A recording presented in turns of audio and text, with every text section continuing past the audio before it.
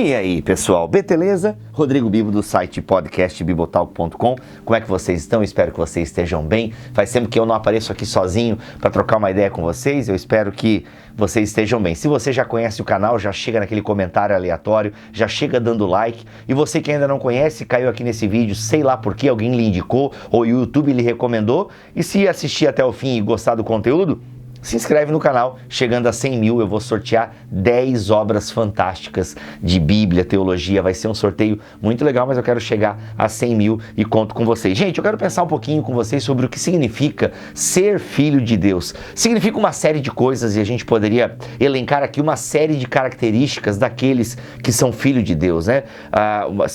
Várias coisas que marcam a vida de quem é um filho de Deus. Mas eu elenquei pelo menos 3 e com a mesma letra, porque eu acho que assim você consegue decorar e memorizar melhor o que eu tenho para falar aqui, o que eu tenho meditado nesses últimos dias. Mas olhando para a vida de Jesus, eu elenco pelo menos 3 Cs que devem caracterizar, que devem marcar a vida daqueles que se dizem filho de Deus, que foram alcançados pela graça, que confessam que Jesus Cristo é o Senhor e Salvador de suas vidas. Bem, a primeira coisa que eu vejo em Jesus como filho de Deus, quando Jesus ele recebe essa voz que vem do céu e diz: esse é o meu filho amado, em quem me comprazo, a primeira coisa que eu vejo é que Jesus começa a desenvolver um chamado.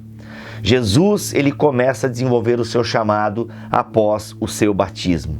Ou seja, a partir do momento que Jesus ouve aquela voz: você é o meu filho amado, em quem eu tenho grande alegria. A partir dali, Jesus começa o seu ministério público. Então faz parte daqueles que são filhos de Deus, terem um chamado, desenvolverem essa vocação. Que vocação é essa? Que chamado que é esse? É o chamado de ser filho de Deus.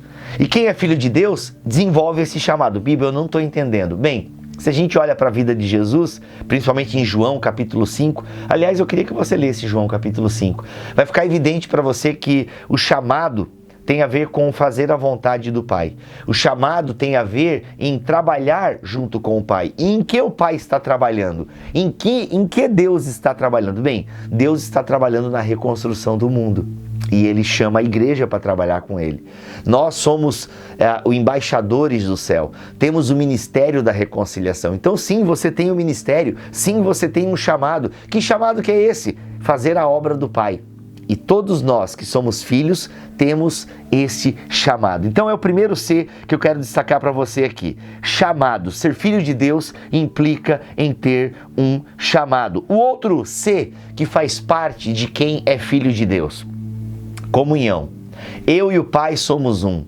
Quem vê a mim, vê ao Pai. Jesus nos chama para a comunhão trinitária. Jesus nos chama para a dança pericorética. Olha, para a dança da Trindade. Jesus nos chama para essa comunhão com o Pai por meio do Espírito Santo. Então, quem é filho de Deus tem comunhão com o Pai.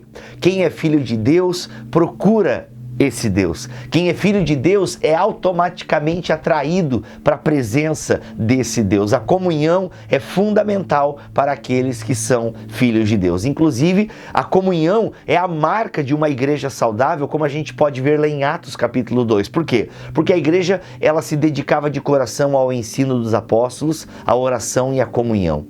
Então, a comunhão é algo fundamental. A comunhão com Deus e a comunhão com o próximo. Aliás, desculpa por essa fungada, gente. Eu sei que ela é nojenta, mas é que quebrou o clima espiritual, inclusive, que estava nesse vídeo. Mas é que a minha filha acendeu um fósforo e a fumaça veio direto no meu nariz. E quem tem rinite não pode acontecer isso. Então volta para o clima espiritual agora. Bem, quem acompanha o canal já sabe que isso é super normal por aqui. Então, gente, a comunhão com os irmãos, ela é tão importante quanto a comunhão com Deus. A gente vive hoje em dia muito essa verticalização da fé. É só eu e Deus, o que importa é eu e Deus. Não, gente. Como é que você diz que ama a Deus e não ama o seu irmão? Como é que você diz que ama a Deus que você não vê? Como é que você diz que ama a Deus que você não vê e não ama o seu irmão que você vê? Olha, quem chama Deus de pai não escolhe irmão. Sabe? Desde que eu ouvi essa frase, não lembro na boca de quem, eu a reproduzo e tento viver na minha vida. A gente não escolhe irmão. E a comunhão entre os irmãos, não é que ela é mais importante que a comunhão com Deus, e não é que a comunhão com Deus é mais importante que a comunhão com os irmãos. na espiritualidade bíblica é uma coisa só. Ter comunhão com Deus é ter comunhão com os irmãos. A comunhão com Deus te empurra para o irmão. É simples assim. Então, o primeiro C da vida de um filho de Deus, chamado. O segundo C, comunhão. E o terceiro C, eu anotei aqui, é a certeza. O terceiro C é a certeza.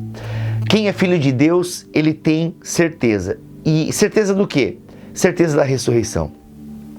Ele tem certeza de que a vida da forma que está agora não é a cartada final de Deus, não é a palavra final.